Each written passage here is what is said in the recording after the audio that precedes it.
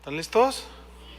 Bien, vamos a tratar la epístola a los Efesios, de Pablo a los Efesios. Entonces, Efesios, y ustedes ponen nuestra herencia en Cristo. Efesios, nuestra herencia en Cristo. Y vamos al tema número 1.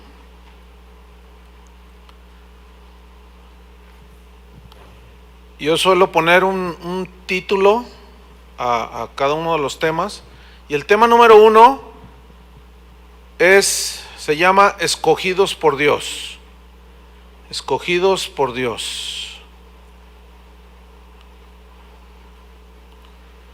Bien. ¿Quién es el autor de la epístola de los Efesios? Pablo es el autor. Él estaba prisionero en Roma cuando escribió esta carta y otras más. Entre el año 60, 62 después de Cristo. Propósito de la epístola. Propósito de la epístola. Establecer a los creyentes en la verdad de Dios. Ese es el propósito de la epístola. Establecer a los creyentes en la verdad de Dios para que estén sólidos, que maduren, que crezcan. Ahora, esta epístola tiene 6 capítulos. Los primeros 3 capítulos hablan de pura doctrina, ¿sí? Pura doctrina. Y en los 3 restantes hablan sobre la conducta cristiana. Es decir, que Efesios es una epístola teológico-práctica. Porque, repito, los 3 primeros capítulos le da un énfasis en lo netamente doctrinal y los 3 restantes le da un énfasis en la vida práctica cotidiana. Lo mismo sucede con la epístola a los Romanos y algunas otras. Eso nos enseña pues que no basta con aprender, de saber, de llenarnos de conocimiento. Eso es el primer paso, ¿sí? Que es fundamental, pero eso tiene que traducirse en una vida práctica. Es decir, tú debes de vivir lo que aprendes en un aula como esta, como cuando tú te pones a estudiar la Biblia, que dices Dios me habló. No debes de quedarte allí con que Dios me habló, sino poner en práctica u obedecer lo que Dios te habló. Ese ha sido y será un énfasis de la Biblia misma. Santiago dice, pero sed hacedores y no solamente oidores, que desgraciadamente eso sucede en la vida de muchos cristianos. Los primeros 10 versículos de esta epístola nos hablan sobre el pasado, el presente y el futuro de cada uno de nosotros. Los primeros 10 versículos del capítulo 1. Y vamos a entrar de lleno en la epístola sin más preámbulos. Efesios 1:1. Tengan su Biblia abierta ahí. Pueden subrayar.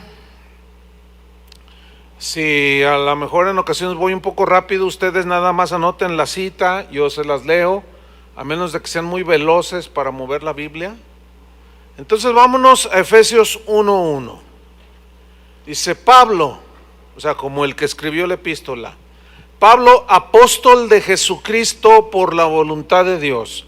La palabra apóstol viene del griego apóstolos, que significa simplemente enviado, significa comisionado. Hoy hay un gran debate si existen apóstoles o no existen el día de hoy. Pongan atención.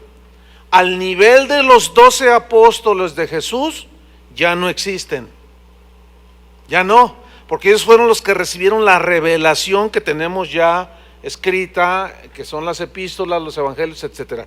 Al nivel de los 12 apóstoles de Jesús, ya no hay, aunque algunos Ahora salen con que a mí Dios me reveló tal cosa, y tú lo comparas con lo que reveló el Espíritu a los apóstoles, en este caso como Pablo, y te das cuenta que difiere, que se contradice. Entonces, ¿quién es el falso? El que escribió Pablo aquí, un apóstol verdadero, original, o uno que en el siglo XXI dice que es apóstol. Entonces, en ese nivel ya no hay, pero en el sentido de enviado, de comisionado, sí hay apóstoles, pero estos ya no en el mismo nivel de los apóstoles que traigan la revelación de la voluntad de Dios, ya no. ¿Sí? No sé si me expliqué. Bueno, ok, porque este es un debate. Ahora fíjate, dice, Pablo, apóstol de Jesucristo, comisionado, enviado por la voluntad de Dios. Es decir, fue Dios, en Dios se originó el ministerio de Pablo. Eso significa que Dios no necesita gente acomedida, sino llamada. ¿Entendieron? Hay gente que dice, yo tengo un deseo en mi corazón de servir al Señor, voy a ser pastor. Espérame, no es si tú quieres, es si Él quiere que tú seas. Eso es algo muy importante que cada uno debe de analizar, porque hay mucha gente que quiere servir al Señor, pero si no es llamado, no es que tú quieras o no quieras, es cuestión de llamado. Entonces, por eso Pablo dice, yo soy apóstol de Jesucristo por la voluntad de Dios. O sea, no fue una iniciativa mía, sino fue una iniciativa de Dios. Yo simplemente estoy obedeciendo. Entonces luego dice, a los santos, o sea, le escribe a los cristianos, a los santos y fieles en Cristo Jesús que están en Éfeso, o sea, a los apartados, a los que son fieles seguidores de Jesús. Versículo 2 dice, gracia y paz a vosotros, de Dios nuestro Padre y del Señor Jesucristo. La gracia la da el Padre y la paz la da Jesucristo. Él es el príncipe de paz. Pero nos fue dada la salvación por gracia y esa la dio el Padre a través de Jesucristo. Entonces la gracia la da el Padre, la paz la da Jesucristo. Versículo número 3. Bendito sea el Dios y Padre de nuestro Señor Jesucristo. Aquí el vocablo bendito viene de un término griego, eulogeo, de donde se deriva elogio, eulogeo, de donde se deriva elogio. Y eulogeo alude a que nuestros elogios siempre deben ser para Dios, porque Él es el único digno de recibir el homenaje, todos los elogios, todo el reconocimiento, toda la alabanza y toda la gloria. ¿Por qué? Porque Él es el único que es puro y santo. ¿Sí? Nada más.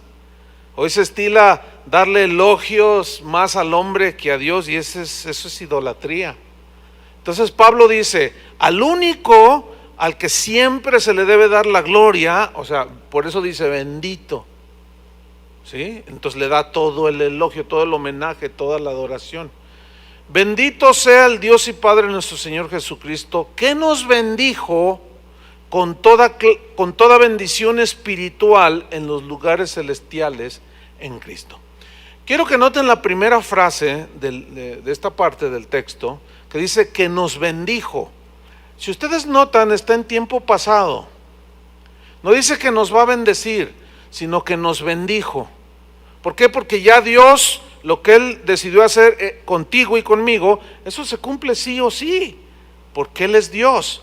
Por eso Él nos bendijo, ya está establecida y decretada, allí sí, vale el decreto, que seamos bendecidos. Entonces, nos bendijo, fíjense, noten la frase que viene a continuación, con toda bendición material, ¿así dice? ¿Por qué no dice material? ¿Por qué dice con toda bendición espiritual en los lugares celestiales en Cristo?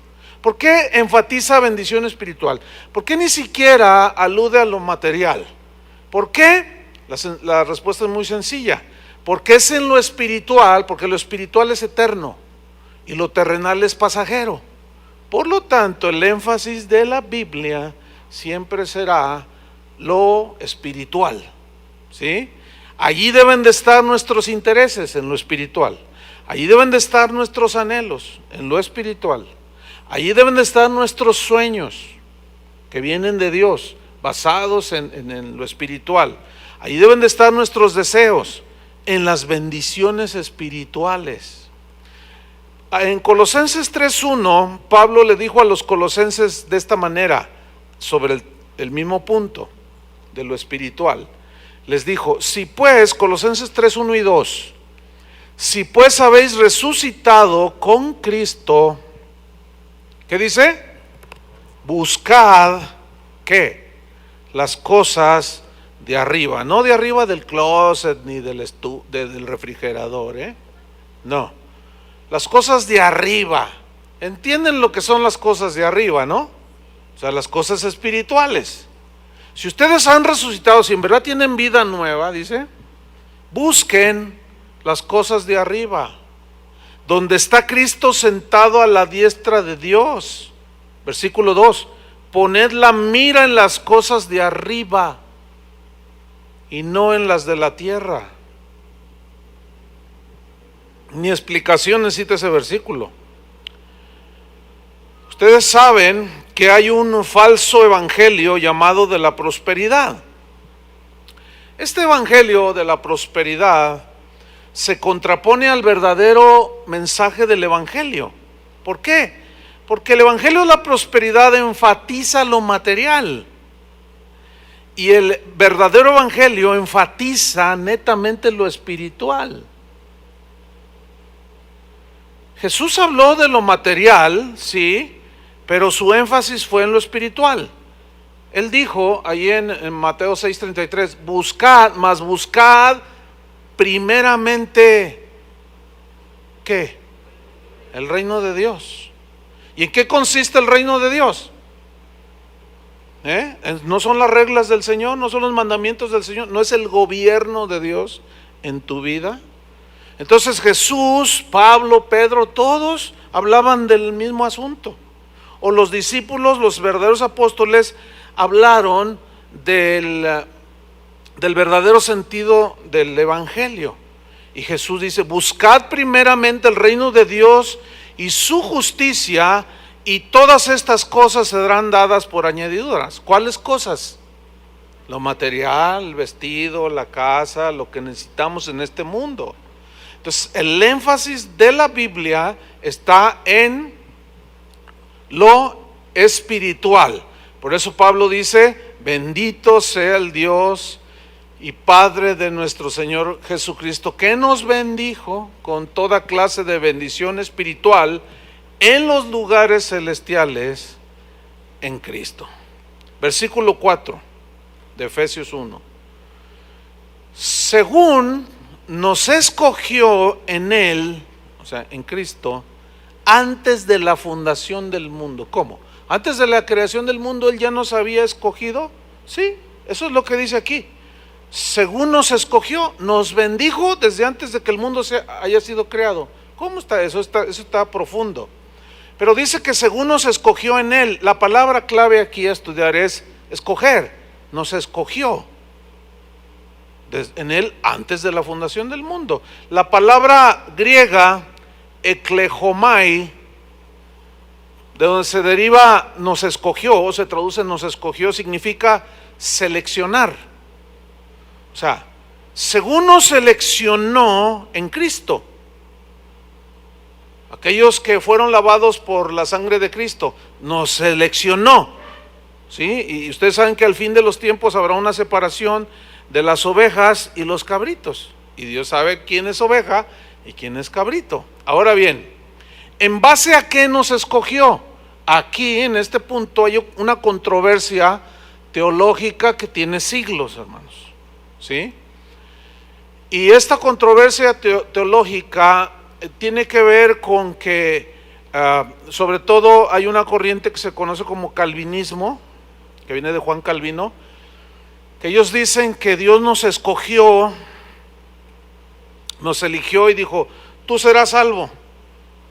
Y luego vio a otros y dijo, y tú te vas al infierno.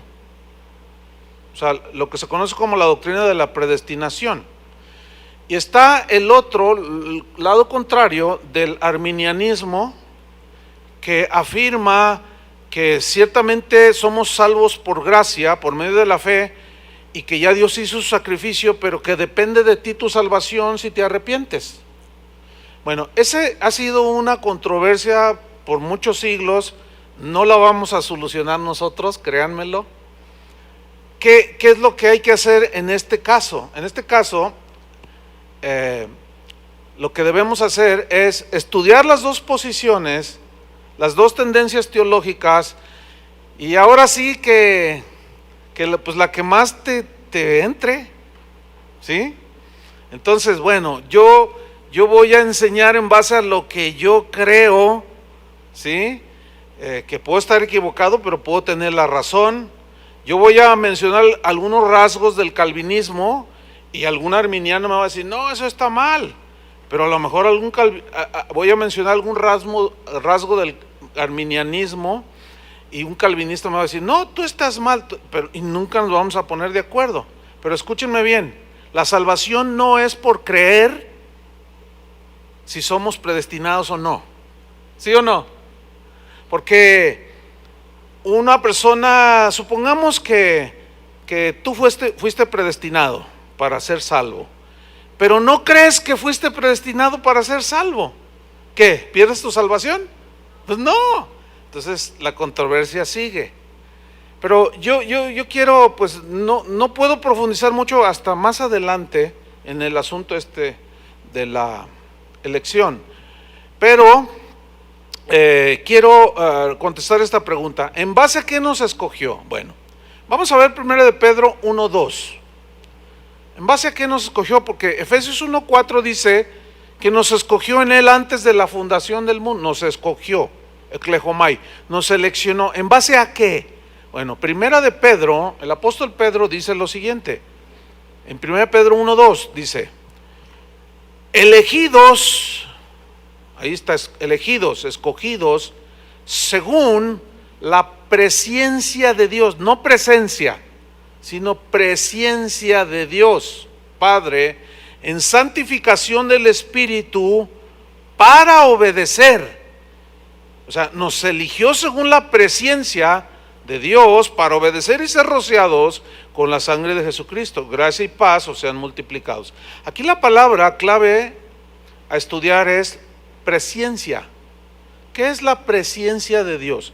Es uno de los atributos de Dios. Viene del griego prognosis.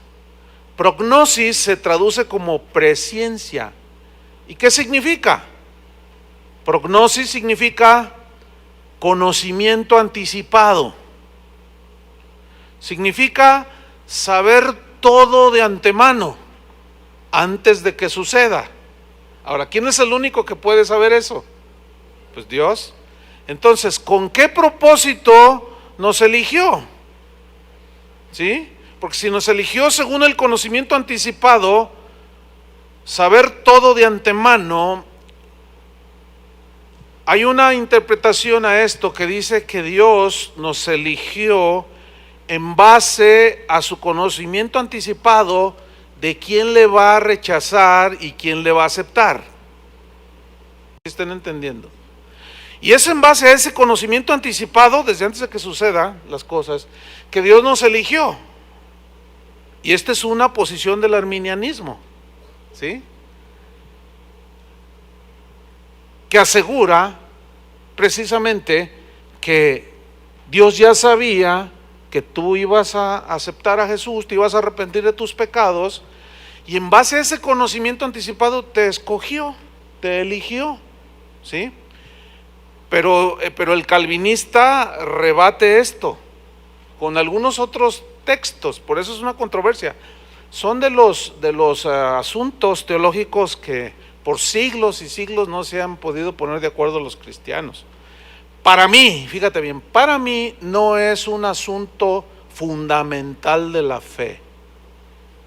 Yo sé que esto que acabo de decir lo oye un supercalvinista o hipercalvinista y va a decir, hereje, me va a decir, ¿no? Entonces yo le puedo contestar y el debate seguirá. Pero bueno, hasta donde nos alcance, ¿Está bien? Entonces, esa es la posición de que Dios nos escogió según su presciencia, su conocimiento anticipado, y en base a eso nos escogió. Pero el calvinismo dice, no, Él te escogió porque Él quiso. Oye, pero si yo quiero salvarme, bueno, pero si Dios no te eligió, te vas a ir al infierno. Entonces, bueno, juzguen ustedes a donde más les entre el asunto. Bueno, entonces nos escogió, vamos a quedarnos ahí, ¿no? En el versículo 4. Según nos escogió en Él antes de la fundación del mundo. Ok, como sea, calvinismo o arminianismo, como sea. ¿Para qué nos escogió en Él antes de la fundación del mundo? Nos dice el versículo 4, Efesios 1:4. Nos escogió para que fuésemos, ¿qué? Santos y sin mancha delante de Él. La palabra santo significa apartados. O sea, nos escogió para que fuésemos solamente para Él, de su exclusividad. Dios no nos comparte, por eso no quiere que nos mezclemos con las cosas satánicas o las del mundo, nos quiere para Él. Dice, nos escogió para que fuésemos santos y sin mancha delante de Él. La frase sin mancha viene de un término griego, amomos, que significa sin defecto, significa sin mancha, sin arruga. Ahora, ¿para qué nos eligió? ¿Para qué nos salvó? Para que fuésemos solamente para Él y para que delante de Él fuésemos sin defecto, sin mancha, sin arruga. Aquí el apóstol Pablo está hablando de nuestro futuro, ¿sí? Como algo que Dios ya aseguró de antemano. Es decir, cuando una persona se arrepiente, nace de nuevo, ¿qué sucede con sus pecados? Son perdonados, ¿no? Son borrados. ¿Están conmigo? Pero eventualmente un nacido de nuevo puede pecar, entonces no hay perfección. Entonces sigue habiendo mancha, sigue habiendo defecto. Pero Dios ya nos ve delante de Él sin defecto, sin mancha y sin arruga, porque nos está diciendo que nos eligió para que fuésemos santos y sin mancha delante de Él. ¿Cuándo nos escogió? Desde antes que naciéramos. Eso está así como para que toda la noche estén meditando y no se duerman. No, duérmanse porque luego mañana no rinden.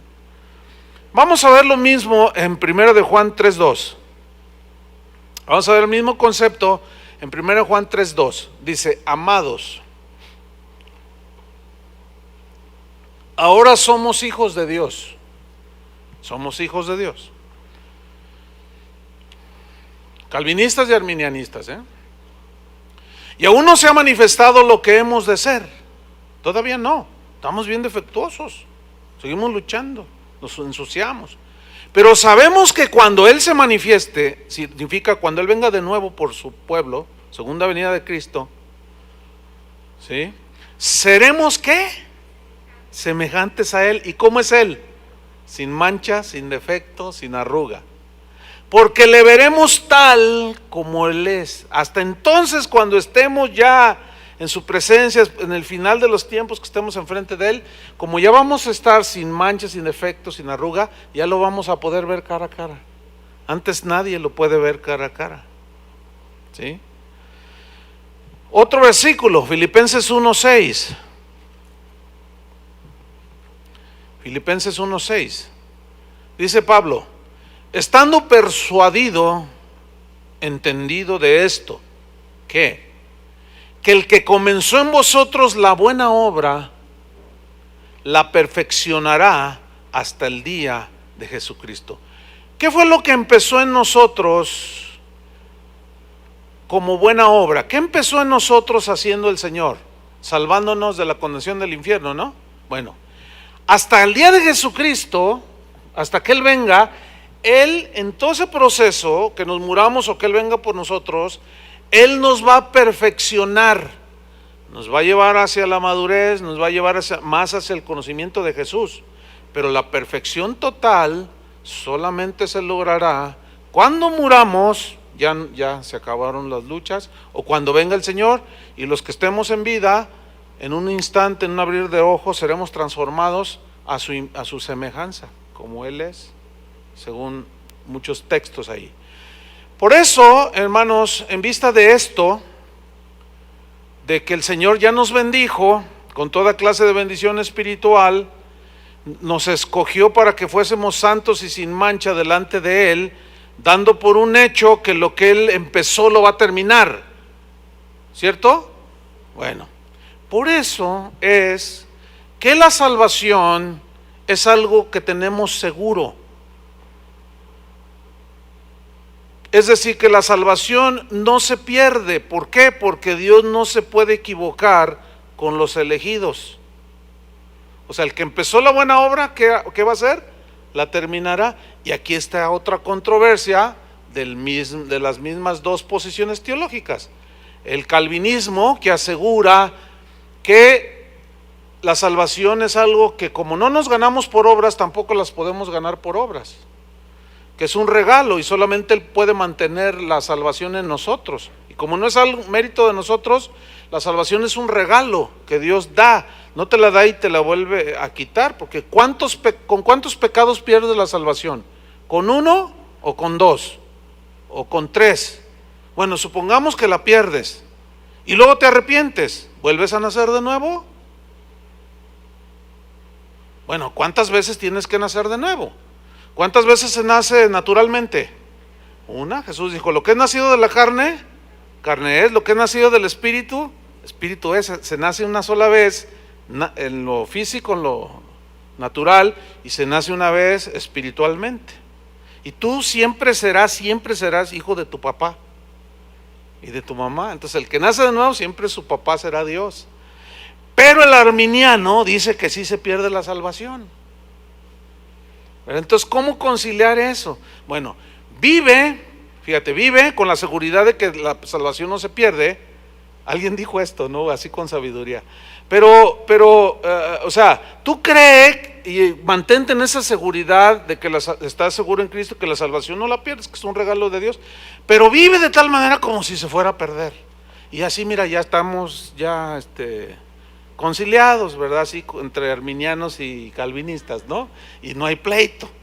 Porque igual, si usted es arminiano y dice, no, es que sí se pierde, bueno, pues cuídela. Y si yo concilio con esa parte del calvinismo, no con todo el calvinismo concilio yo, en lo personal, pero yo soy de los que creen que la salvación no se puede perder, ¿verdad? Pero eso no me da lugar a vivir como me da mi gana, en el libertinaje, porque si yo viviera en libertinaje, eso sería prueba de que no soy salvo, porque el que es salvo se aparta del pecado. ¿Están entendiendo? Pero la controversia va a seguir, y bueno, pues que se peleen ellos. Nosotros vamos a tratar de conciliar lo mejor que se pueda, porque pues no son posiciones así de que, por ejemplo, si yo creo que la salvación no se pierde, supongamos que sí se pierde. Bueno, ¿qué tal si como creyente de esta posición teológica, si yo vivo creyendo que la salvación no se pierde y vivo conforme a los parámetros de la Biblia y camino bien con Dios, pues me mantengo en mi salvación, ¿no? ¿Sí o no? No pasa nada. Y si alguno es calvinista y cree que se pierde y está ahí luchando y todo y se mantiene, bueno, al final de cuentas, pues si camina con el Señor es prueba de que es salvo, ¿no? Lo mismo que el calvinista. Entonces ya eso pasa como a segundo término. Yo sé que esto que estoy diciendo causa polémica, pero bueno, pues así son las cosas. ¿Qué quieren? Hay cosas en la Biblia que sí son más contundentes, y esta es una de las posiciones que no lo son, así como lo que es algunas cosas de la escatología. Ustedes saben que, por ejemplo, el arrebatamiento, hay 4 posiciones, que antes, después, a los 3 años y medio, y otros a los medios de los 3 años y medio, y otros hasta después. Es un rollo. Lo importante no es cuándo, a qué horas, y antes, después, a la mitad. Lo importante es que Él va a venir. Si viene antes, pues que venga, yo camino con Él. Si viene a la mitad, pues que venga, yo camino con Él. Si viene después de la tribulación, pues que venga, yo camino con Él. Eso a mí no me tiene sin cuidado y no voy a debatir sobre eso, aunque yo tengo mi posición teológica, que es que la iglesia va a pasar la gran tribulación. No, pero que, bueno, no la pases pues tú. Ven cómo a veces hay, este tipo de debates no deben causar división.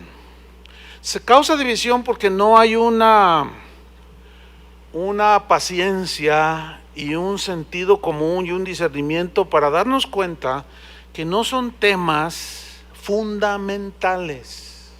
Fundamental es que yo diga que Cristo es el único Salvador y usted diga, no, pero también las reliquias de Juan Pablo II. ¿Me entiende? Allí sí, discúlpeme. Porque allí sí todos los cristianos, bautistas, calvinistas, arminianos, todos, hasta uno que otro católico, creen que Jesucristo murió en la cruz para salvarnos de la condenación del infierno. Y no hay controversia en eso. Esas son las doctrinas fundamentales. Que hay cielo, hay infierno, el Espíritu Santo, un sello, en fin, ¿verdad? Pero esto no. Aunque para algunos son más calvinistas que cristianos. Y algunos son más arminianos que cristianos, ¿no? Vamos a tener una posición, bueno, lo más equilibrado que se pueda, pero tolerancia pues aquí en este asunto. Vamos al versículo, leímos el 4, ¿no? Nos escogió en él antes de la fundación del mundo para que fuésemos santos y sin mancha delante de él, versículo 5, en amor, habiéndonos predestinado para ser adoptados hijos suyos por medio de Jesucristo. Fíjate, en amor, hay que recibir el amor de Dios, habiéndonos predestinado. De aquí está otra vez esta palabra que causa polémica, pero aquí predestinado es otra palabra griega, proorizo, que significa determinar por anticipado, ordenar por adelantado. Entonces, yo lo voy a definir así. Dios en su presciencia, en su conocimiento anticipado de las cosas, supo quién le iba a elegir, quién iba a ser lavado con la sangre de Cristo, y lo escogió en amor, y determinó y ordenó por adelantado que ese va a ser un hijo apartado para Dios, sin mancha, ¿sí? Pero el debate calvinista arminiano sigue aquí. Vamos a ver otro versículo, Juan 15:16, que ese es uno de los textos favoritos de los calvinistas, que dice así: no me elegisteis vosotros a mí. Juan 15:16, no me elegisteis vosotros a mí, sino que yo os elegí a vosotros, y os he puesto para que vayáis y llevéis fruto, y vuestro fruto permanezca, para que todo lo que pidierais al Padre en mi nombre, Él os lo dé. Bueno, la frase no me elegisteis vosotros a mí, sino que yo os elegí a vosotros, es uno favorito de los calvinistas. Pero los arminianos dicen esto: Jesús tomó la primera decisión. ¿Cuál fue? Amar y morir por nosotros. Nosotros no tuvimos que ver nada en eso. ¿Sí o no? ¿Sí o no? Contesten. O sea, nosotros no, es como cuando tú que tuviste, te pidieron opinión tus papás para que tú nacieras. No, pues es lo mismo. O sea, ahí no tuvimos nada que ver. Entonces, Jesús tomó la primera decisión: amar y morir por nosotros. Él tomó la decisión de invitarnos a vivir con Él para siempre, porque Él nos eligió. Pero nos toca a nosotros la siguiente decisión: aceptar o rechazar el ofrecimiento de Cristo o su sacrificio. Entonces el calvinista dice: no, pues es que ya son elegidos. Y el arminiano dice: no, pues es que depende de ti si tú lo rechazas o lo aceptas.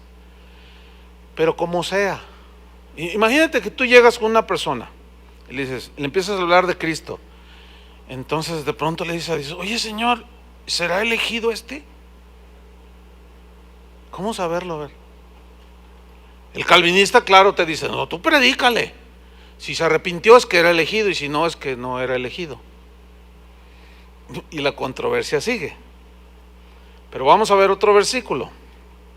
Estamos hablando sobre que en amor nos predestinó. Y predestinar significa aquí determinar por anticipado, ordenar por anticipado que sucedan las cosas. Mira este versículo. Bueno, déjame decirte algo. ¿Quién es el único que puede determinar por anticipado que sucedan las cosas?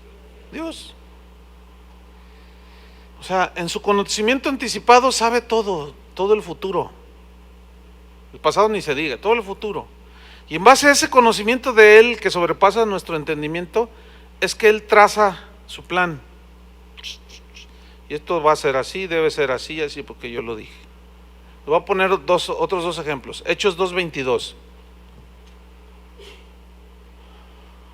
Dice: varones israelitas, oíd estas palabras. Jesús Nazareno, varón aprobado por Dios entre vosotros con las maravillas, prodigios y señales que Dios hizo entre vosotros por medio de Él, como vosotros mismos sabéis. A este, entregado por el determinado consejo y anticipado conocimiento de Dios, prendisteis y matasteis por manos de inicuos crucificándolo. Fíjate, fue entregado por el determinado consejo y anticipado conocimiento de Dios. O sea, Dios ya en la eternidad determinó cómo iba a morir el Hijo de Dios, su Hijo. Vamos a Juan 13:18. Y este es otro versículo del control, del dominio que tiene Dios de todo. Y en base a eso, Él determina todo, porque Él es Dios. Por eso todos los que dicen, yo determino que esto, yo decreto, no saben lo que están diciendo. Se ponen en lugar de Dios, porque Él es el único que puede hacerlo. Juan 13:18. ¿Qué dice Juan 13:18? Está hablando Jesús y dice: no hablo de todos vosotros, yo sé a quienes he elegido, mas para que se cumpla la escritura, el que come pan conmigo levantó contra mí su calcañar. ¿De quién está hablando? De Judas. Pero ahí les va el asunto. Esto nos bota los fusibles. Acá de acá arriba. ¿Por qué? Porque fíjate el control y el dominio que tenía Cristo como Dios de todas las circunstancias. Y fíjate cómo preparó todo para que en el momento exacto naciera Judas, viniera Jesús, todos los elementos alrededor que tuvieron que ver con la muerte de Cristo se dieran en ese tiempo, pero siglos atrás lo profetizó. Y con una exactitud que solamente Dios puede provocar, se dieron todas las cosas. Y estaba escrito que alguien le iba a entregar, que lo iban a traicionar. Y cuando ve a Judas, él ya lo conocía. Y sabiendo quién era, lo escogió. Dice: tú vas a ser uno de mis 12. ¿Tú escogerías a alguien como socio en tu negocio que sabrías de antemano que te va a defraudar? A ver, decreta. Decrétalo. No, yo decreto que todo va a ir bien. ¿Edad? Nada que ver. No podemos ponernos en el lugar de Dios. Solo Dios puede hacer eso. Esto es maravilloso. Ahora, si Dios tiene el control y dominio de todas las cosas, y Él dijo que ya nos bendijo con toda clase de bendición espiritual, y que soy su hijo, ¿tú crees que las circunstancias que puedas tú pasar o yo escapan de su control? Ahí está. Entonces, tranquilos, hermanos, que la paz de Dios gobierne en vuestros corazones, ¿verdad? El justo por la fe vivirá, y fe es reposar, confiar totalmente en Dios. ¿Por qué? Porque a lo mejor no entiende esta profundidad muchas cosas de estas todavía, algunos, porque eso depende también del grado de revelación que se tenga, ¿no? Pero en alguna allí que pesques, como que Él te escogió en amor y que te bendijo con toda clase de bendición espiritual, y con eso te da una seguridad extraordinaria para seguir adelante. Y que pase lo que pase, por eso Pablo lo definió en Romanos 8:28. ¿Qué dice Romanos 8:28? Sabemos que los que aman a Dios, que todas las cosas nos ayudan para bien. Y todas las cosas significan las cosas buenas y las cosas malas. Entonces, ¿por qué chilláis?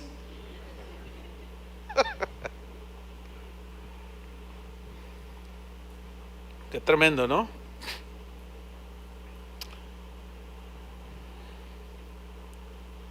Sigo en el versículo 5. En amor, habiéndonos predestinado para ser adoptados hijos suyos por medio de Jesucristo, según el puro afecto de su voluntad.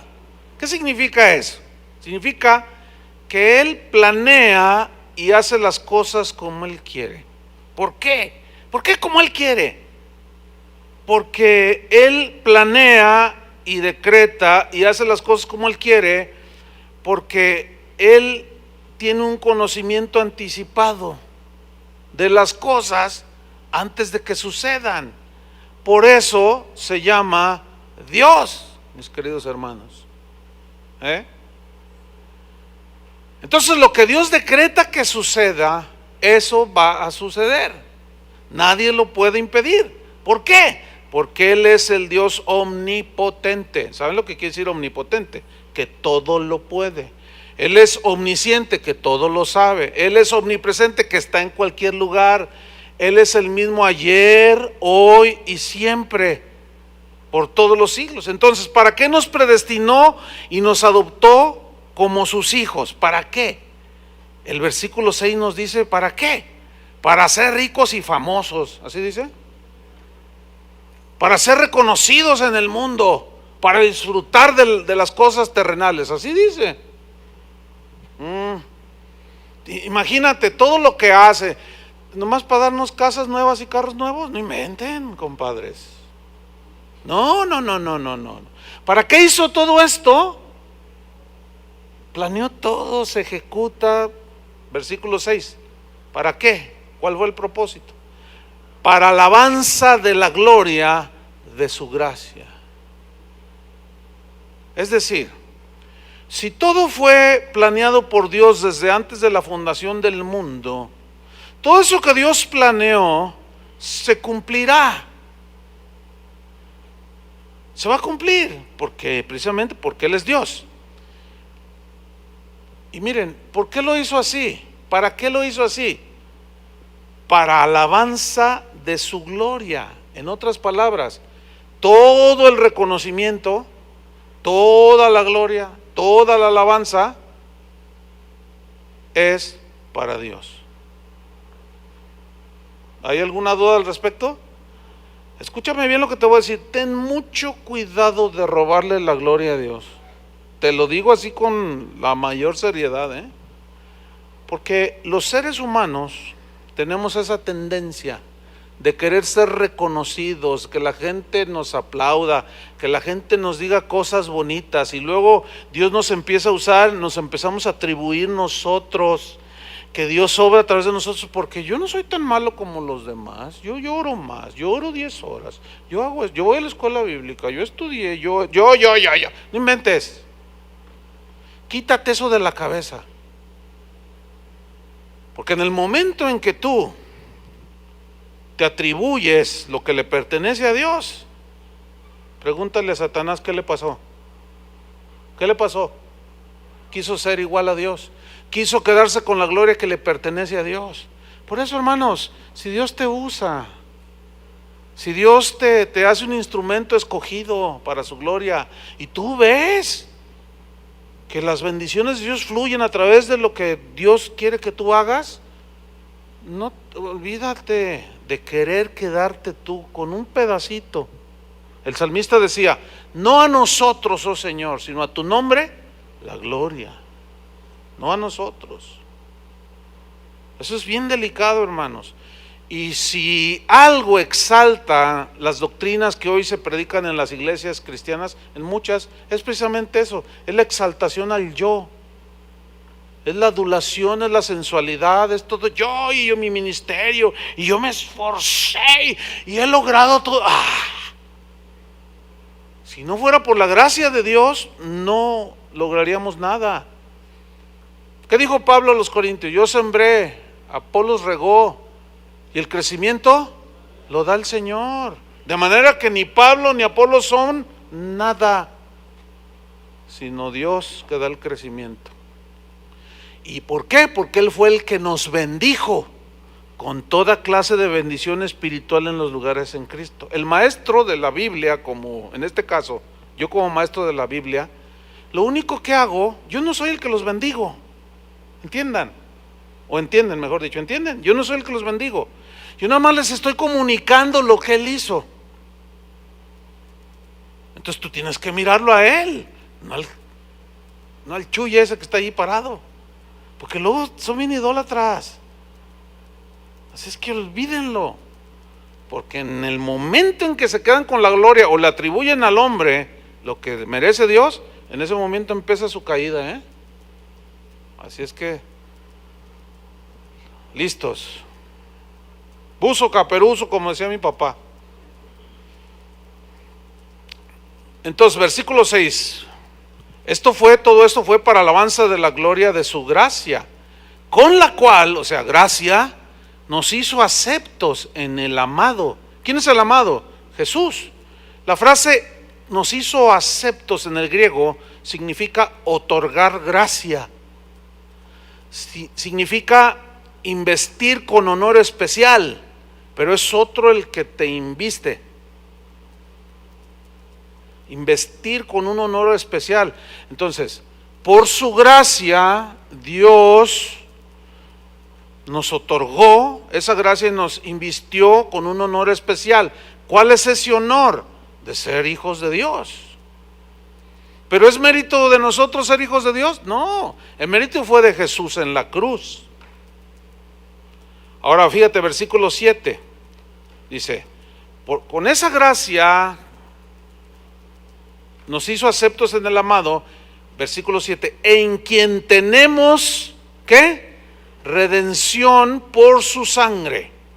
O sea, en el amado, en Jesús, tenemos, los elegidos, redención por su sangre. La palabra redención viene de un término griego, apolutrosis,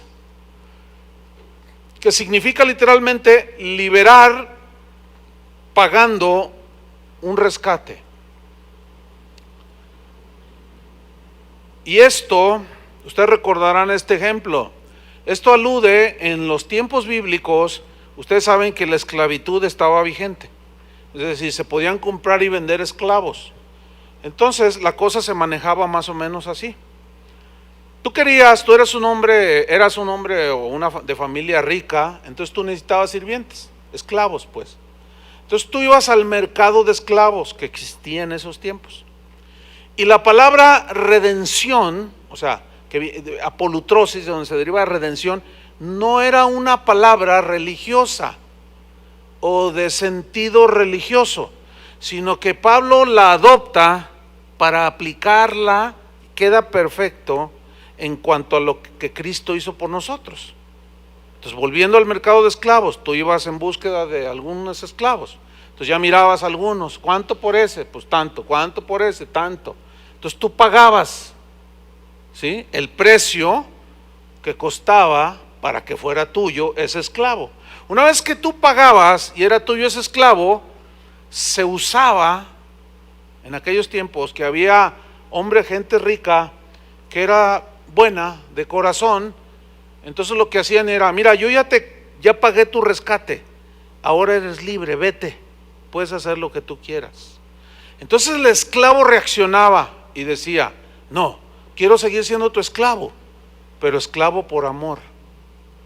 O sea, ya no como un esclavo obligado, sino voluntariamente, yo voy a ser un esclavo tuyo. Entonces ese esclavo liberado venía a formar parte de la servidumbre del hombre rico, pero era voluntario, ¿entiende? Eso es exactamente lo que hizo Jesús con nosotros. ¿De qué nos rescató?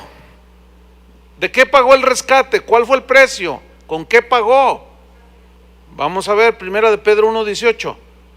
Fuimos rescatados de la esclavitud del pecado. Había que pagar un precio. ¿Cuál fue el precio? Había un precio. ¿Cuál fue? ¿Con qué pagó? Con su sangre. 1 Pedro 1:18 dice así: sabiendo que fuisteis rescatados, esta es la misma palabra, polutrosis, fuisteis rescatados de vuestra vana manera de vivir, la cual recibisteis de vuestros padres. No con cosas corruptibles, o sea, tu rescate no se pagó con cosas corruptibles como oro o plata, sino con lo que se pagó fue con la sangre preciosa de Cristo, como de un cordero sin mancha y sin contaminación, escuchen, ya destinado desde antes de la fundación del mundo. Entonces, Cristo me liberó, perdonó mis pecados. ¿Qué le dijo a aquella mujer? Vete y no peques más. ¿Se acuerdan de aquella adúltera? O sea, eres libre, vete y no peques más. Bueno, esa sí es una seguidora de Jesús. Pablo decía, Pablo, esclavo de Jesucristo. O sea, yo fui liberado, pero yo decidí ser esclavo de Él. Ceder mis derechos. Porque un esclavo no tiene derechos, ¿verdad que no? Entonces, somos esclavos por amor que cedemos nuestros derechos y los sometemos a la voluntad del que me amó y pagó el rescate. Entonces, si alguien da su vida por ti, ¿qué más nos queda a nosotros? ¿Qué es lo menos que podemos hacer? Dar nuestra vida por Él y vivir como esclavos de Jesús, pero no es una esclavitud que se enseñorea de nosotros, sino que al contrario, nos sigue dando esa libertad, pero cada vez nos une más a nuestro amo. Jesús dijo en Juan 8:34, Juan 8:34 dijo, de cierto os digo, que todo aquel que hace pecado, esclavo es del pecado. El 36 dice, así que, si el Hijo os libertare, seréis verdaderamente libres. Más adelante dijo, conoceréis la verdad y la verdad os hará libres. Ahí está. Es pues la redención, el acto por el cual Dios mismo pagó el precio por nuestros pecados, para obtener nuestro rescate de la esclavitud del pecado. ¿Sí? Pagó con su sangre. Ahora, ¿cuál fue el resultado de ese rescate? Según Efesios 1:7, en quien tenemos redención, rescate por su sangre. ¿Y cuál es el resultado? El perdón de ¿qué? De pecados. Aquí perdón significa cancelar una deuda, significa enviar lejos algo. Y hay un texto, uno de los profetas dice que Dios envió nuestros pecados a lo más profundo de la mar, o sea, lejos de nosotros. Es una figura retórica, es una expresión simbólica para decir que borró nuestros pecados, que los quitó y los echó al olvido. Ahora, cuando es cancelada la deuda de nuestros pecados y los envía lejos, los borra, esto sucede cuando nos arrepentimos, ¿no? ¿Sí o no? En ese momento somos lavados con la sangre de Cristo. Nuestros pecados son perdonados. ¿Sí? Entonces, fíjate, ahí es cuando se da precisamente esto, cuando nos arrepentimos, nuestros pecados son borrados. Entonces, ¿cómo ustedes entenderían si yo les dijera en este momento, saca un papelito? Entonces todos sacan un papel. Escribe todos tus pecados ahí. Y ustedes los escriben. Y tengo aquí a mi lado una cruz así, de madera. Entonces, ¿ya escribiste todos tus pecados que te acuerdas? Y todo, sí. Bueno, ahora cada uno de ustedes va a venir y los va a clavar aquí. Entonces te doy un alfilercito, entonces tú los pinchas ahí en la cruz, ¿verdad? Tú. Entonces ya están tus pecados ahí. Entonces yo digo, en este momento tus pecados han sido borrados. ¿Qué es eso? Es una herejía. Eso es lo que hace el G12 en sus encuentros. Suena bien, pero ¿es bíblico? No, espérame. Mucha gente que piensa, que discierne, cuando va a uno de esos encuentros malvados, dicen, a ver, se quedan reflexionando y dicen, a ver, ¿qué mis pecados no fueron borrados y limpiados cuando yo me arrepentí hace 25 años? Entonces, ¿cómo se le ocurre al pastor decir, pasa y pon tus pecados, y ahorita yo los declaro que ya están borrados y perdonados? Es una herejía. Eso es centrar, fíjate bien, centrar la enseñanza en una doctrina, en una tendencia, en una interpretación errónea. ¿Todo para qué? Para darle sentido a esos preencuentritos. Pero es una herejía, hermanos. Entonces yo te preguntaría, ¿cuándo fueron borrados y olvidados y lanzados lejos tus pecados? Algunos dirán, hace 25 años, otros hace 3 años, otros dirán, hace 2 meses, qué sé yo. Pero no se hace con actos como ese. En fin, vamos sobre el final de esta clase. Dice entonces que tenemos redención por su sangre, rescate, el pago, su sangre, el perdón de pecados según las riquezas de su gracia. Mira esta frase, según las riquezas de su gracia. ¿Qué significa? Te voy a poner un ejemplo. Según las riquezas de su gracia. Tenemos aquí un millonario que tiene en el banco tiene $100 millones. Entonces, ese rico millonario te dice, yo te voy a dar algo, quiero ayudarte, y te da 50 millones de pesos. Él tiene 100, pero te da 50 millones. Oye, ¿quién te puede dar 50 millones de pesos o de dólares? El que tiene mucho, ¿no? Entonces, esa frase, según las riquezas de su gracia, ¿qué tan rica es su gracia? Entonces, fíjense, en ese sentido nos bendijo según las riquezas de su gracia. En otras palabras, la generosidad de Dios es abundante por naturaleza, porque Dios es un Dios de infinita misericordia y gracia. Por eso cuando nos bendice con toda bendición espiritual, fue según sus riquezas en gloria, en Cristo Jesús. O sea, somos inmensamente ricos. Tú a lo mejor no puedes tener ni auto ni casa, pero delante de Carlos Slim, el hombre más rico del mundo, tú eres inmensamente millonario. ¿Lo entendiste o no? Porque tienes como tu Padre a Dios, que te bendijo según las riquezas de su gracia, que son abundantes. Fíjate lo que dice el versículo 8, que hizo sobreabundar para con nosotros, fíjate esa palabra, sobreabundar para con nosotros, en toda sabiduría e inteligencia. Es decir, que Dios planeó todo con su infinita sabiduría y con su prodigiosa inteligencia, y hasta la fecha todo le ha salido.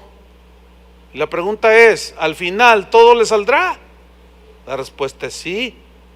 Por eso Pablo dijo en 1 Corintios 2:5, 1 Corintios 2:5 dijo, para que vuestra fe no esté fundada en la sabiduría de los hombres, sino en el poder de Dios. ¿Sí? Sin embargo, hablamos sabiduría entre los que han alcanzado madurez y sabiduría. Sabiduría no de este mundo, de este siglo, ni de los príncipes de este siglo que perecen. Hablamos sabiduría de Dios en misterio, la sabiduría oculta, la cual Dios predestinó antes de los siglos para nuestra gloria. La que ninguno de los príncipes de este siglo conoció, porque si lo hubieran conocido, nunca habrían crucificado al Señor de gloria. Antes bien, como está escrito, cosas que ojo no vio, ni oído oyó, ni han subido en corazón de hombre, son las que Dios tiene preparado para los que le aman. Fíjate el versículo 10, pero Dios nos las reveló a nosotros, ¿por qué? Por el Espíritu, porque el Espíritu todo lo escudriña, aún lo profundo de Dios. Y terminamos con el versículo 9 y 10. Dice que nos hizo sobreabundar para con nosotros toda esa riqueza en toda sabiduría e inteligencia espiritual, versículo 9, dándonos a conocer el misterio de su voluntad. ¿Qué significa misterio de su voluntad? La palabra misterio significa secreto revelado aquí. Un misterio para los hijos de Dios es un secreto, pero ya revelado. Algo que Dios tenía secreto. No todos entienden esto. Pero ¿a quién se les revela? A los que son lavados con la sangre de Cristo. Ahora, ¿en qué consistía el secreto revelado? El secreto que hoy nos es revelado es el sacrificio redentor de Jesús, dándonos a conocer el misterio de su voluntad según su beneplácito. Estoy en el versículo 9. Significa según su propósito, el cual se había propuesto en sí mismo. ¿Por qué Dios hizo todo esto? ¿Para qué Dios lo hizo? Versículo final, versículo 10. De reunir todas las cosas en Cristo. ¿Cómo están ahorita todas las cosas? Es un desastre. Pero en Cristo al final, todos los que pasaron bajo la limpieza de su sangre preciosa, mire, de reunir todas las cosas en Cristo en la dispensación del cumplimiento de los tiempos, así las que están en los cielos como las que están en la tierra. Y todo volverá a ser como al principio. Fíjense nomás, nada más en esos 10 versículos. Bueno, en